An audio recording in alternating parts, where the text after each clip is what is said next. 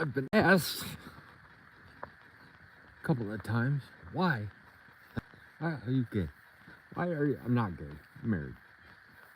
Even though I'm married, I guess you could be gay if you're still married, but still, whatever. This dog's licking my glasses, so of course they got all smudged. Smudged, that's our cat's name. I got one. I know the other one's way up here somewhere. So, with our ETF challenge that we're in, oops, there it is. I was asked for a little background.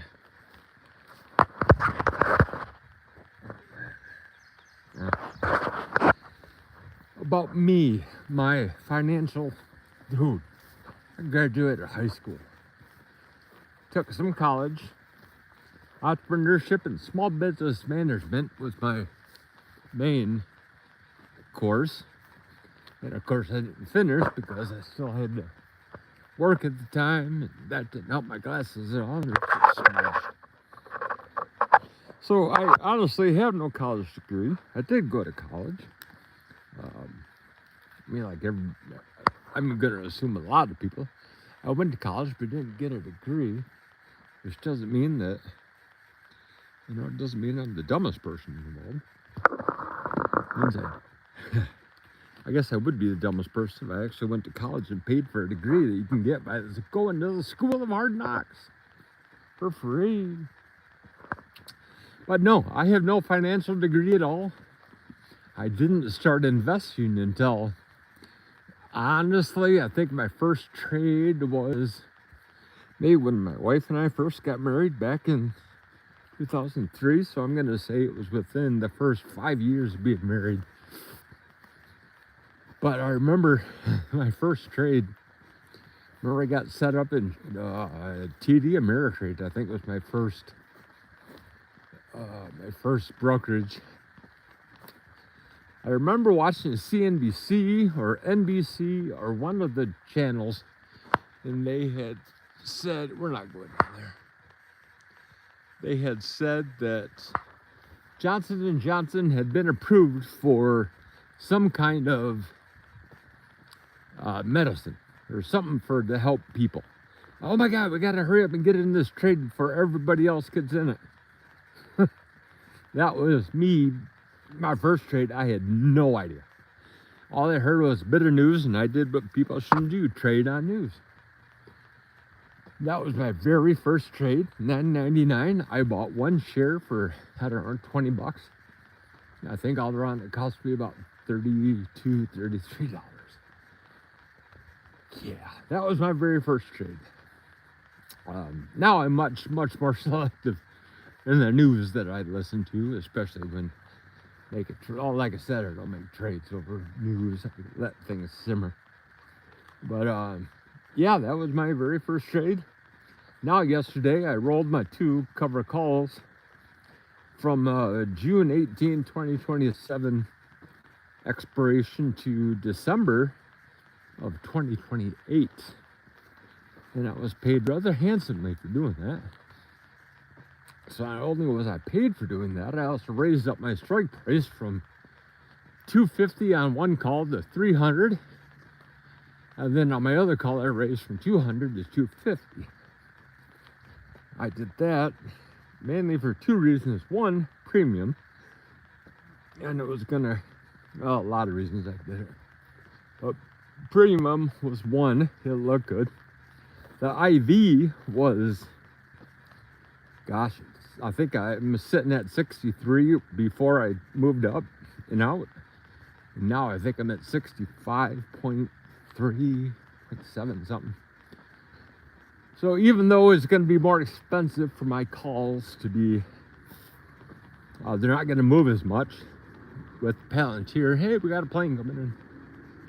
Again, I don't think we're going to be able to see the plane coming in because of the smoke from the wildfires. But we'll see. Talking about Palantir, PLTR, Palantir. Sorry about that, I love Palantir. Oh wow, we can actually see the plane, kinda. There it is, there it is. But yeah, I rolled my Palantirs yesterday for premium, and also to get them higher in the strike price. I want to get there. And I guess the key thing is you need to know is my cost basis for Palantirs on 165.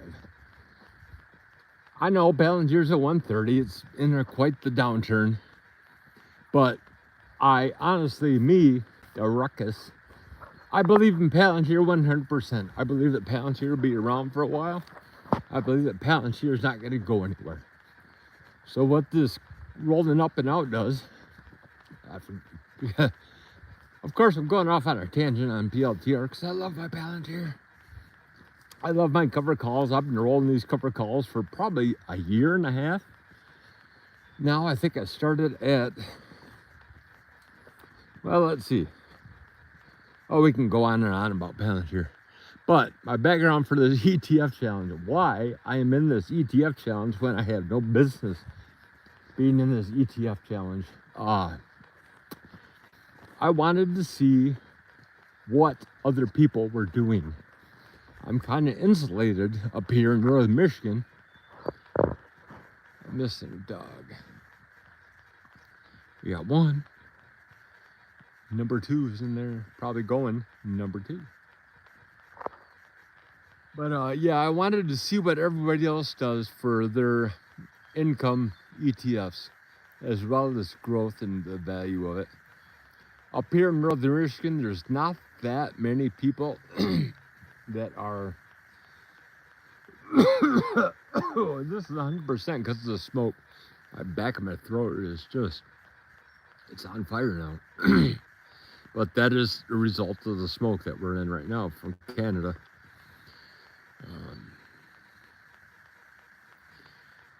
Yeah, I wanted to watch from the front row these people that know a hell of a lot more about stocks and ETFs and income and growth and value and return of capital and net asset value and NAV erosion and stuff like that. I had the opportunity to be in the front row seat to watch these guys and what they're doing on a daily basis, to look at their portfolios and look at myself and go, how can I use this to my advantage? That is the one and only reason I am in this challenge. I don't like to lose. I don't like to be in last place. Right now, I see I'm down, 10%, 11%. You kidding me? But this is a growth and income ETF challenge. So you're going to win on both growth and income. You get 2 winners, one on growth, one on income. And again, I have said this to the people doing it, thanking them for allowing me to participate. I told them flat out, I'm going to take more to this than you're going to give away. The information that I'm going to get from this ETF challenge is life-changing, folks. It's a way to make money. It's an avenue that I have not seen before. It is, and he's going to let me know when he's ready to go in. He's slowing down now because he's got allergies, something bad. That's why his eyes are all gunky. We'll see if he still wants to go a little bit more. But yeah, he's still coming. Still walking with us, so he's not. But, I mean, I know I'm not going to win. That's fine. I'm being outclassed. I don't mind being outclassed. Because, again, this is not for real. We're not playing for real money here. This is just a challenge, a fantasy. Okay, he's done. He's looking back. All right, big boy, let's go back. Yeah, I know. So what we've been doing, I switch from conversation to conversation about dogs and stocks. God, my wife hates it. It's hard to follow along. I know.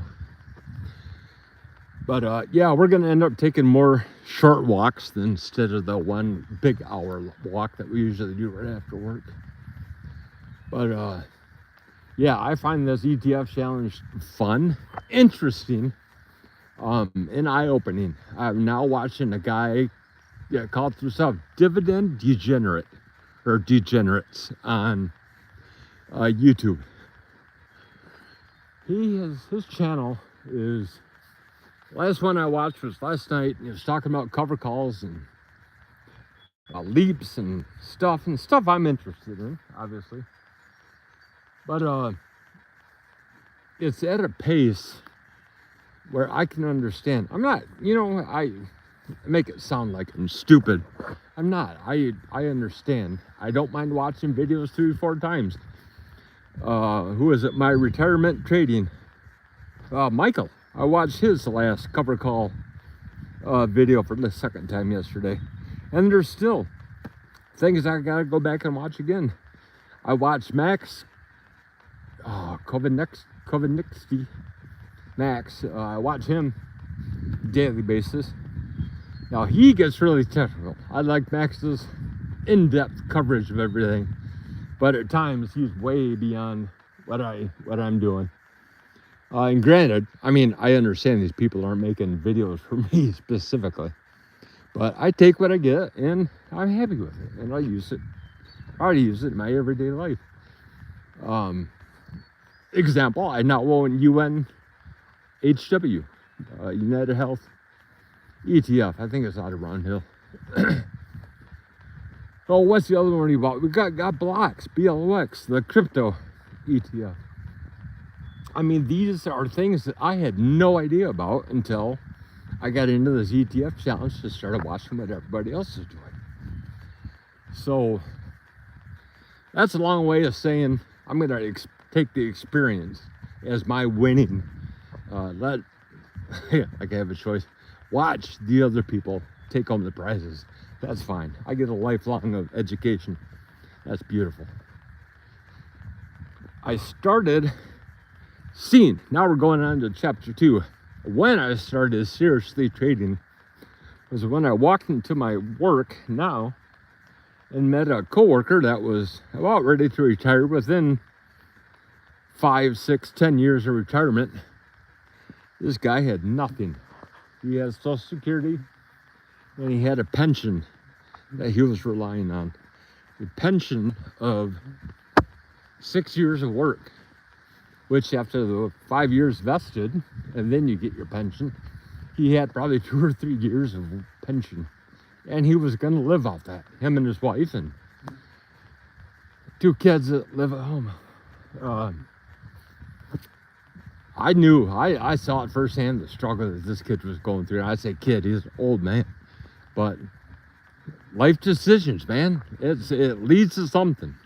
And whether or not you think you're going to live to be another year older, you gotta plan like you are. So when I started listening to him, well, this is going to happen. It was all gonna and supposed to, and it might.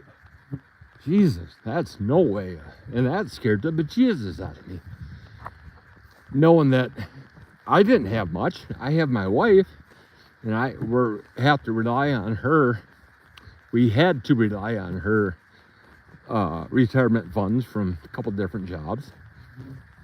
Now, my wife has a piece of paper on the degree, a couple of them are on the wall that say I went to school for a certain number of years and I know how to do the job better than anybody else.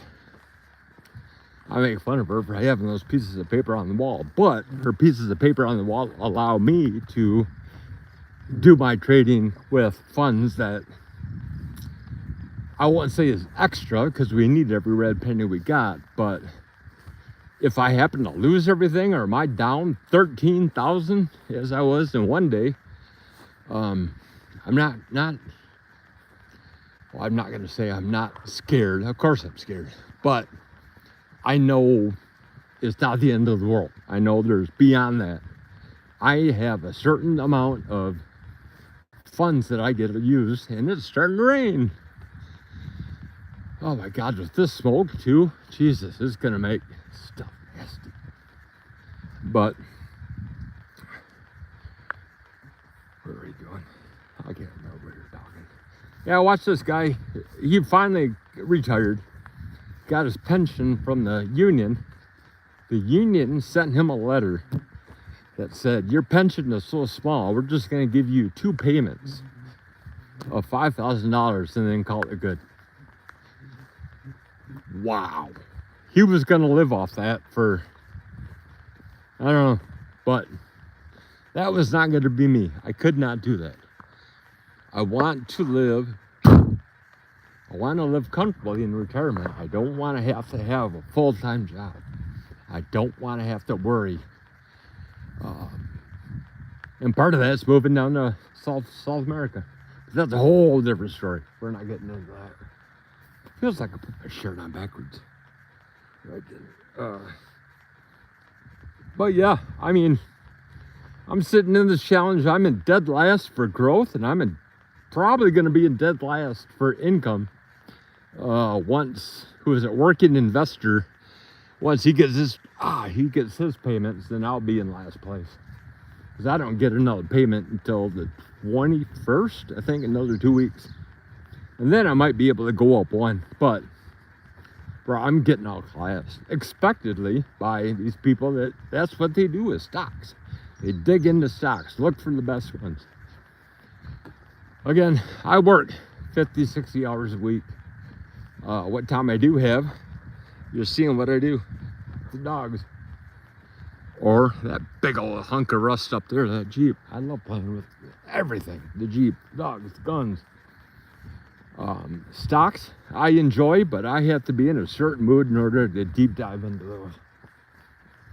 But, yeah, that all being said, I appreciate the living heck out of Dividend Vision. Ambassador to Quan, Jonathan, Retire on Dividends, Rod, everybody that has put on, Mike, appreciate you as well. I can't pronounce your last name, but Mike with the letters at the end of the name. Mr. Muscle Mike every Monday. Yeah, you guys putting this on, man. I can't tell you enough how much I'm going to take from this. And that is I'm winning. I won. Is that I'm able to take this experience and these lessons that I'm going to get for these people in the ETF challenge and use that to fund my own. That's free schooling for you right there. It's beautiful. Bless you, sir. Bless you. So that is where I'm at. I'm not a financial guy. I don't know much about finances. Nobody should follow me what I do on finances. I'm not, again, not a smart guy. That looks like somebody left a Hawaiian punch bottle. Crackheads. Man. It's full of sand. I hope it's sand. But, yeah, since we come out here, we're taking this home and put it in our trash and have it taken away. But, again, our house is a quarter mile that way. We can get there in about 10 minutes walking. But this is easier. I don't like to walk that trail, especially in the winter or summertime.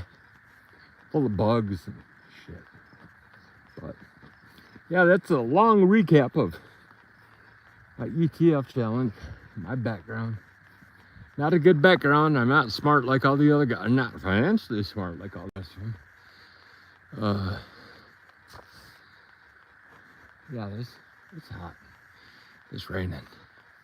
But I am the dark horse of the competition. I said I want to win. I want to be able to win at least 1 month. Come on, big boy. I want to win at least 1 month to be able to say that, hey, guess what? I won a month. But again, uh-oh, we're going to have a fight for the front seat. That's going to be fun. Well, not really, because they both might want to be up in front. And that's not fun for the little guy. All right, we're going to get out of here. Fucking shit all the way home.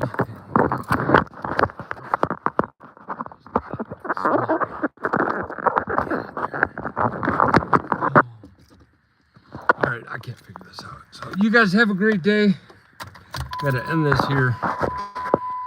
That's Michigan Wildfire. We're having a good day today, not too heavy. But you guys take care of yourself. All my fellow ETF challengers, you guys don't worry about me. I'm not gonna win anything except for life experience. But my humble thank you for letting me get into this challenge, because like I said, I'm gonna be taking some life experience.